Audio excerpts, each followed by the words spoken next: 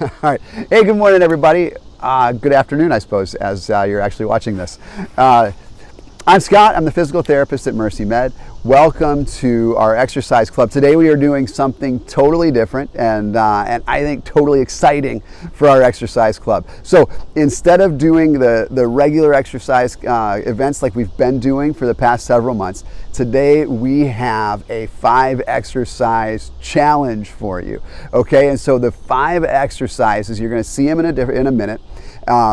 And here's the challenge, okay? So we're going to do only 5 exercises today.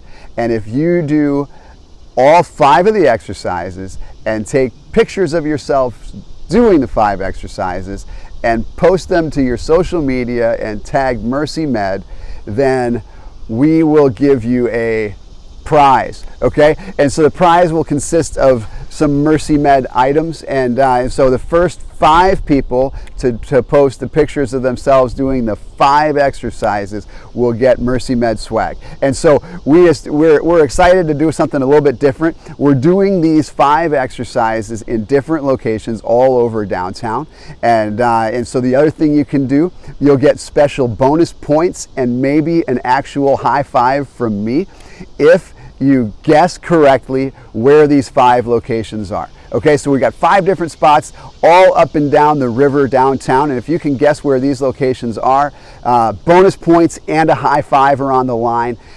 So let's get this thing started. The exercise we're going to do is a sit to stand. Those of you who've been here before have likely been doing sit to stands with us for several months. But just to review how we do this and how we move well during this movement, I want you to sit toward the front edge of your chair or your bench, whatever it is that you're sitting on, and you're going to sit as tall as you can. All right, so you're really trying to be tall, long, straight spine, and once you're sitting up like this, you will bend forwards at your hip.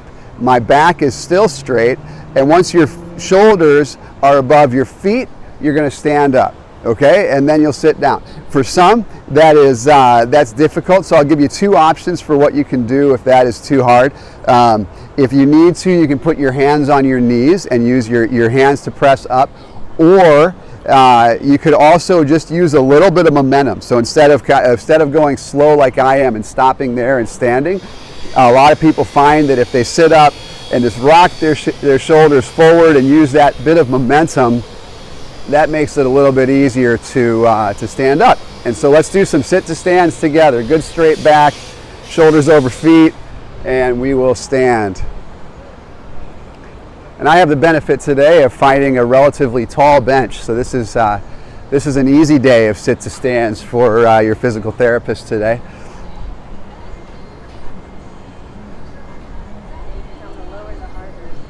That's true. So if you have a lower bench than this, it's quite a bit more difficult. And so if you'd like to make this difficult, you could find a lower bench or lower chair. A lot of times your couch is a lower, because you squish into it a little bit.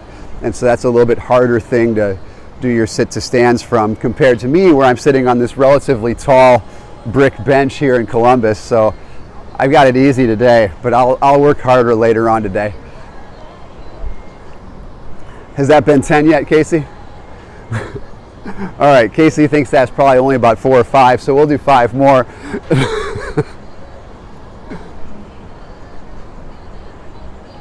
All right, and 2 more. And last one, there's our sit to stands. Nice job, everybody.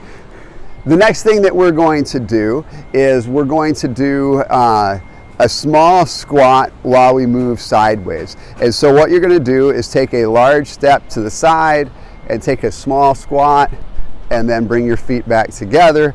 You can continue going to the side if you like to.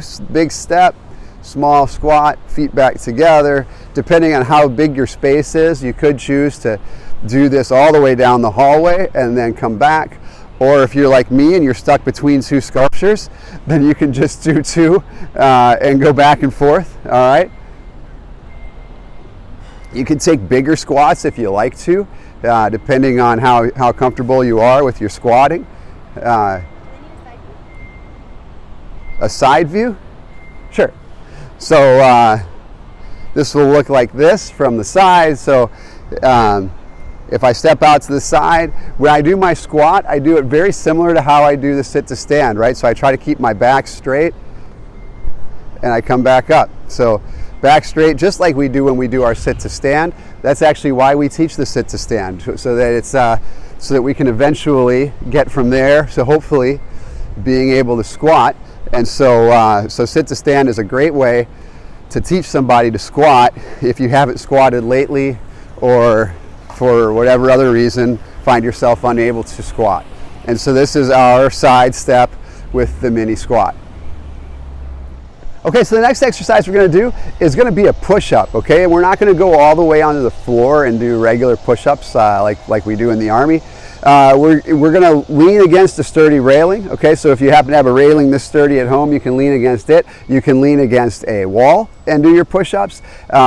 If you lean against things that are lower, that will be more difficult, okay? So if you lean against a wall and have your hands about this high, that's relatively easy. If you put your hands on the top of a chair or something that's down at your knee high, like that's going to be much more difficult. And then doing push-ups all the way on the floor, if any of you choose to do that, is quite a bit more difficult. I'll do them here leaning against this railing down by the river. And what you'll want to do is just put your hands about as wide as your shoulders, maybe just a little bit wider than your shoulders. Try to keep your body generally in a straight line between your shoulders and your ankles, and you're going to do a push-up. Hopefully this is relatively familiar. And as you do these, you'll want to keep your elbows, really generally I'd say you want to keep your elbows closer to your chest instead of being way out here. However, if you find that one position really hurts, and if you do this and you say, that's not good, then try putting your elbows in a little bit of a different spot, okay? So there's nothing necessarily wrong with having your elbows up. I'll choose to do mine with my elbows in kind of close to my sides, because that doesn't hurt me. But if that is uncomfortable or painful, doing your push-ups with your elbows in, then you could try getting your elbows a little farther out. You could also try putting your hands farther apart.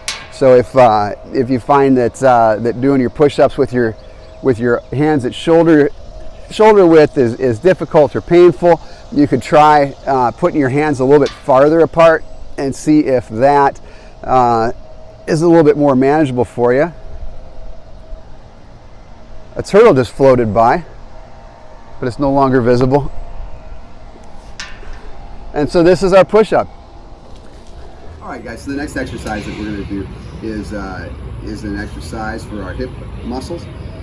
And what we'll do is hold on to something. You can hold on to your table or the back of a chair or a sturdy railing like I've got here.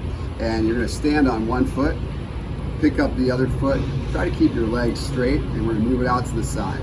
All right? As you do this, you'll try to do your best to keep your trunk upright, okay? So you don't want to lean to the side while you do this, so try to keep your middle totally vertical.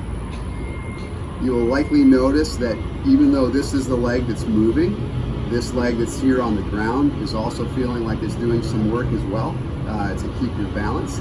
If you want to, you can kind of test yourself and see if you can do this without holding on to your railing, all right? And we'll say that that's about enough of these.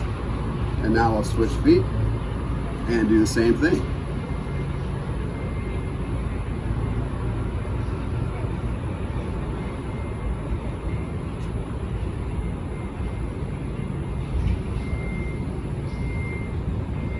I'm not sure how many this is. I think I did roughly 10 on the other leg, right, Casey? So I'll do about 2 or 3 more. All right, and this is our hip abduction exercise. There we go. Okay, so we'll do a similar exercise next. We're also gonna hold on to your sturdy railing or the back of your chair. And what we're gonna do this time is instead of kicking our leg out to the side, we're actually gonna kick it straight forward and backwards, okay? And so I'm holding on again, so you'll wanna turn sideways to your chair or railing so you're not kicking it. Because what we're gonna do is kick the leg straight forward and straight back. And again, you're keeping your trunk upright, okay? So you don't want to bend forward at your waist. You want to do all this work down here below your waist with your hip and thigh muscles.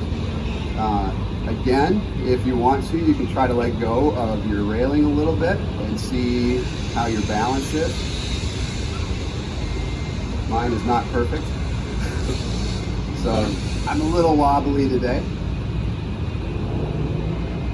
All right, and now I'll turn around and do the same thing going the other way. My ledge up here is not as wide as I thought.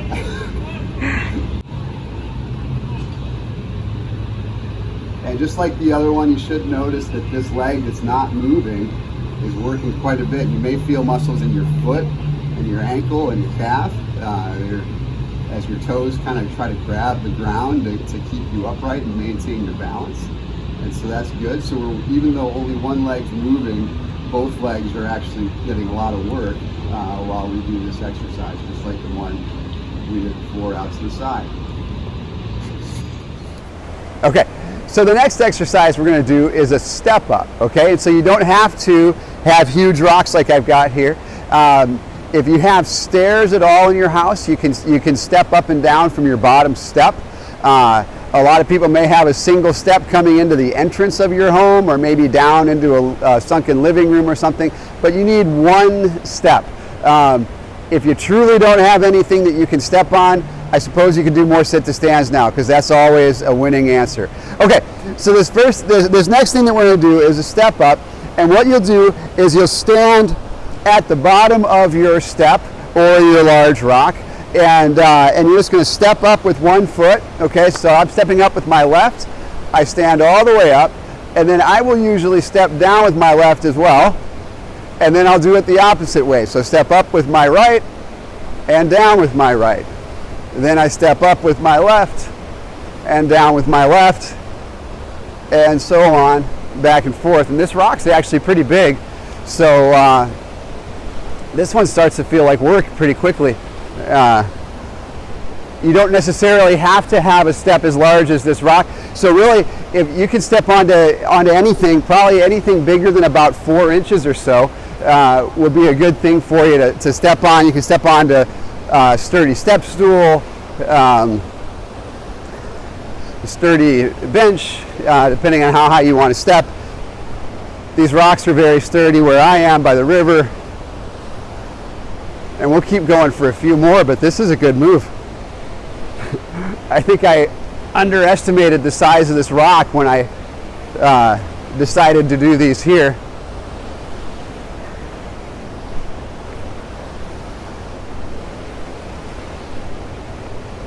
And this is a great place to do your stepping exercises if you want to come down here by the river. It's a beautiful place to exercise, although it's a little bit hot and sticky this morning. Absolutely. So if you do have stairs with a rail, you can hold on to your railing. That may be helpful. If you walk with a cane, you can certainly use your cane for support. Yeah, so we really don't want anybody to fall down or feel unbalanced or unsteady when you're doing your exercises. So by all means, if you have a railing where you're exercising, feel very free to use it to help support this movement. And this is starting to feel like that's about enough of these. Thanks for coming along with us on our exercise journey through Columbus. I hope you've had fun seeing all these different places. Remember, we want you to please tag yourself or take pictures of yourself and post them on your Facebook and tag Mercy Med so that we can see them. We look forward to seeing your pictures, and we'll see you again next time. Thanks, guys.